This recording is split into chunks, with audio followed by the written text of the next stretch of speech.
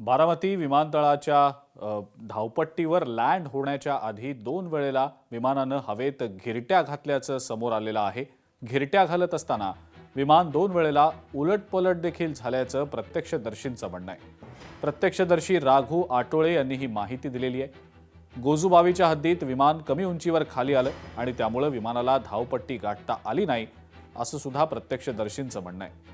या दिशेने आता तपास होतोय। विमानानं हवेत असतानाच नियंत्रण सोडलं होतं का आणि त्यामुळे त्यात नेमका काय तांत्रिक बिघाड झाला होता हे ब्लॅक बॉक्सच्या तपासानंतरच निष्पन्न होईल। कंपनीनं दृश्यमानता नसल्याचं कारण सांगितलेलं आहे, मात्र वस्तुस्थिती कदाचित काहीशी वेगळी असू शकते असं सुद्धा सध्या दिसतंय।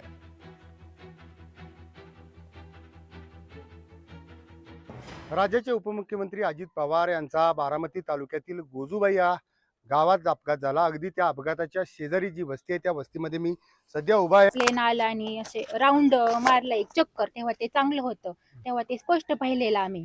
आणि नंतर रिटर्न ते माघारी गेलं आणि त्यांना म्हणजे असं लँडिंग करायचं असेल आणि ते रिटर्न माघारी गेल्यानंतर ते आलं असं गावाकडे गेलेलं, गावाकडून असं ते मग ते असं खूप खालून आलेलं आणि ते असं म्हणजे वायबल होत होतं। जरा काही त्यात प्रॉब्लेम असू शकतो असं मला वाटते। स्फोट झाला, असे सगळे पार्ट असे वेगवेगळे झाले आणि वेगवेगळे झाल्यानंतर ते असे दरवाजापाशी बसले असतील, ते दरवाजापाशी असे म्हणजे साईडला उडून पडलेले आणि ते मग पोलीस वगैरे सगळे आलते आणि अग्निशामकच्या 2 गाड्या आलत्या। ते विझवलं तरी पण ते म्हणजे लवकर नाही विझलं, ते असं विझवल्यानंतर अशी त्यांची डेड बॉडी साईडला पडलेली।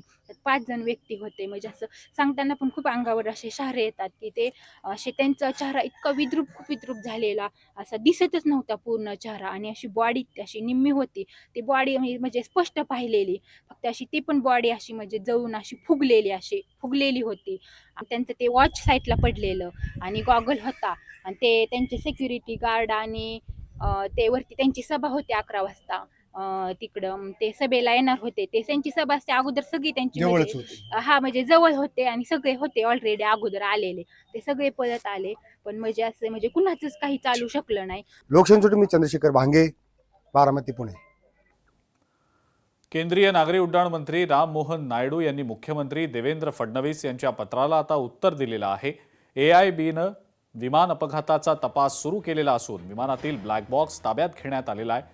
तपास पारदर्शक पद्धतीनंच होणार असल्याचं राममोहन नायडू यांनी मुख्यमंत्र्यांच्या पत्राला उत्तर देताना म्हटलेलं आहे। भविष्यात अशा घटना होऊ नयेत या अनुषंगानं आपल्या या विनंतीची मंत्रालयानं दखल घेतली असून चौकशी अहवाल येताच त्या दृष्टीनं उपाययोजना केल्या जातील असं आश्वासन सुद्धा त्यांनी मुख्यमंत्री फडणवीस यांना दिलेलं आहे।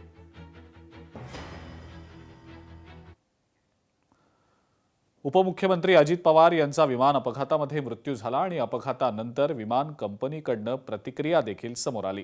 हे विमान 100% सुरक्षित होतं। विमानाचा क्रू सुद्धा बऱ्यापैकी अनुभवी होता। अपघातासाठी कदाचित कमी दृश्यमानता हे कारण असू शकेल असं कंपनीकडून प्रतिक्रियेदरम्यान समोर आलेलं आहे। He made an approach from runway 29, and then he carried out a missed approach, after which, again, he tried to make an attempt from runway 11. This is what I also have no contact with the pilots. They are not there. It is a very unfortunate incident. We are very sad about it. We are trying to first be with the family, solidly with the family who have lost their next of kins. It's a very unfortunate incident. Primarily, it appears that the pilot could not see the runway, and that's why he would have carried out the mission. Ajit Pawar यांच्या निधनाला कारणीभूत ठरलेल्या लिअरजेट 45 या विमानाबाबत एक खळबळजनक माहिती समोर आलेली आहे। या विमानाचा 2023 मध्ये सुद्धा अपघात झाला होता। सप्टेंबर 2023 मध्ये मुंबई विमानतळावर लँडिंग दरम्यान या विमानाचा अपघात झाल्याचं समजतंय। दुर्घटनेमध्ये या विमानाचे 2 तुकडे झाले होते, मात्र सुदैवानं जीवितहानी झालेली नव्हती।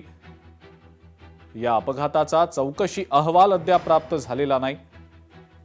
त्रुटी असलेल्या विमानांना परवानगी कोणी दिली आणि कशी काय दिली?